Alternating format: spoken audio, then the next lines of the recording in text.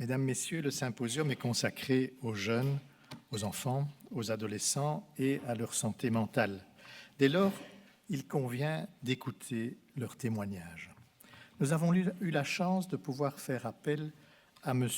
Yvon Lamens, réalisateur de documentaires depuis plus de 40 ans, qui a créé des films pour le symposium et pour les ateliers de cet après-midi, à partir d'interviews de 18 jeunes qui nous ont accompagnés, qui ont vraiment participé à cette aventure pendant plus de 20 heures. J'ai le grand plaisir d'inviter M. Lamens à me rejoindre sur le podium pour expliquer en quelques mots brefs une longue histoire, comment il a réalisé ces films remarquables dont vous aurez l'occasion de voir une partie. Pour des raisons juridiques de protection de la vie privée, il n'est pas permis de diffuser ces témoignages sur la toile. À ceux qui nous suivent via le live streaming, je vous remercie de votre compréhension puisque pendant le film, il y aura une interruption de la diffusion en direct, mais essentiellement pendant cette courte période.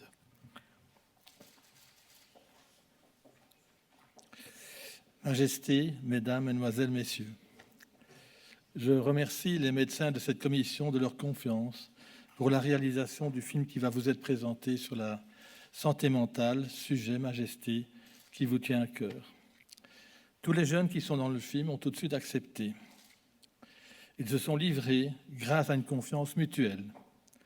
J'étais devenu leur mégaphone. Ils pouvaient librement s'exprimer par rapport à leur identité, sans crainte d'être mal compris. Comme dit Edgar Morin, si nous savons comprendre avant de condamner, nous serons sur la voie de l'humanisation des relations humaines.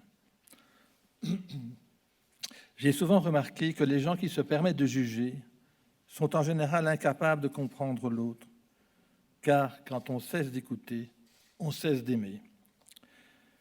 J'ai été frappé par la discussion que j'avais eue avec un petit garçon de 6 ans, placé dans un home près de Liège.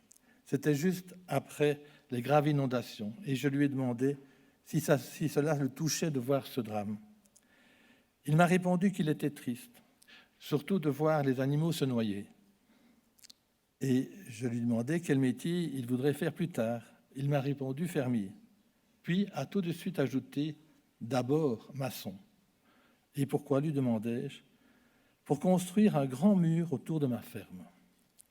Cela m'interpelle encore et faisons en sorte que nous tous apportions une pierre à l'édifice pour comprendre notre jeunesse en la protégeant.